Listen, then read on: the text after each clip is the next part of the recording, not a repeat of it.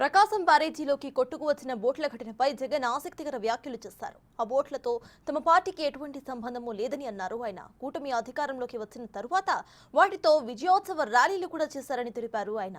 నిందితులు ఉషాద్రి, రామ్మోహన్తో టీడీపీ నేతలకు సంబంధాలు ఉన్నాయని ఆరోపించారు జగన్. వరద వైఫల్యాలను డైవర్ట్ చేయడానికి మాత్రమే బోటు రాజకీయాలు తెరపైకి తెచ్చారని మండిపడ్డారు. దాదాపుగా 4 సంవత్సరాల కిందట జరిగిన ఘటనలో ఈరోజు టాపిక్ డైవర్ట్ చేసేందుకు 4వ తారీఖు రాత్రిన సురేష్ను, దళిత ఎంపీని, విజయవాడ డిప్యూటీ మేయర్ భర్తను అరెస్ట్ చేస్తారు. ఆ రోజు ఏం జరిగింది? పట్టాభి అనే వ్యక్తి ఆ రోజు తెలుగుదేశం పార్టీ కార్యాలయంలో తెలుగుదేశం పార్టీ అధికార ప్రతినిధి ముఖ్యమంత్రిని ఆ రోజు అన్న మాట నిజంగా ఆ మాదిరిగా ఒక వ్యక్తి తిడితే రాష్ట్ర వ్యాప్తంగా ఆ ముఖ్యమంత్రిని ప్రేమించే వాళ్ళు ఎవరైనా చెబితేనే వాళ్ళు వచ్చి చేస్తారా? కడుపు మండిన వాళ్ళు ఈ అన్యాయాన్ని చూడాలనుకునే వాళ్ళు, చూడకూడదు అని అనుకునే వాళ్ళు కొంతమంది తెలుగుదేశం పార్టీ ఆఫీస్ దగ్గరికి వెళ్ళి ధర్నా చేశారు.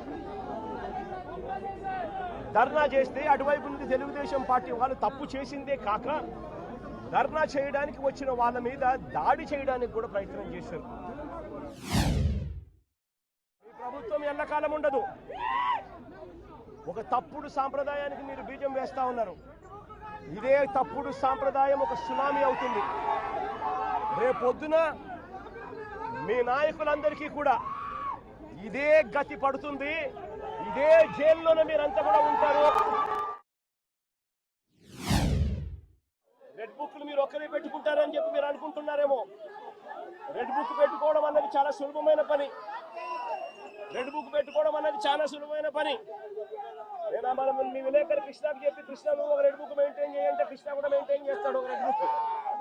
నీ పేరేం పేరన్నా? రవికి చెప్పి, రవి నువ్వు ఒక రెడ్ బుక్ మెయింటైన్ చేయ రవి అని అంటే రవి కూడా మెయింటైన్ చేస్తాడు. అదే ఘనకార్యం కాదు, గొప్ప పని కాదు. ఆ తర్వాత రెడ్ బుక్ లో పెట్టిన పేర్లన్నీ తీసుకొని వాళ్ళని ఇరికించడము, వాళ్ళ ఇళ్లను ధ్వంసం చేయడము, వాళ్ళ ఆస్తులను ధ్వంసం చేయడము, వాళ్ళ మీద దొంగ కేసులు పెట్టడము, ఇదే ఒక పరిపాలన కింద రాజ్యాధికారం చేయడం మొదలు పెడితే మాత్రం రాజ్యాధికారం ఎలా ఉంటుంది అని అంటే ఇప్పుడు చంద్రబాబు నాయుడు గారి పాలన ఎలా ఉందో అలా ఉంటుంది. ఓట్ల గురించి మాట్లాడతాడు. నిజంగా నాకు ఆశ్చర్యం అనిపిస్తుంది ఆ బోట్ల గురించి మాట్లాడుతూ ఉన్నప్పుడు. ఈ బోట్లన్నీ కూడా ఎవరు ఏని అడుగుతా ఉన్నా, ఆ విజయోత్సవాలు చేసిన ర్యాలీలో ఈ బోట్లు వీళ్ళు లేరా అని అడుగుతా ఉన్నా. ఈ బోట్లలో ఉన్న వ్యక్తులు, ఈ బోట్లు గత 4 నెలలుగా చంద్రబాబు నాయుడు గారితో కలిసి ఇసుక దోపిడీలో చంద్రబాబు నాయుడు గారితో కలిసి ఈ బోట్ల ఓనర్లు వీళ్ళందరూ కూడా భాగస్వాములు అయినారు. భాగస్వాములు కావడమే కాకుండా చంద్రబాబు నాయుడు గారు గెలిచినప్పుడు ఈ బోట్లతో విజయోత్సవాలు చేసుకున్నారు. ఇదే బోట్ల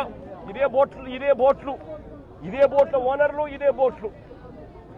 బోట్లకు పర్మిషన్ ఇచ్చింది ఎవరు? చంద్రబాబు నాయుడు గారి హయాంలో. పరిపాలన ఎంత గాలికి వదిలేశాడు అనంటే ఇదే పెద్ద మనిషి చంద్రబాబు నాయుడుకు తుఫాను వస్తా ఉంది అని సంకేతం తెలుసు.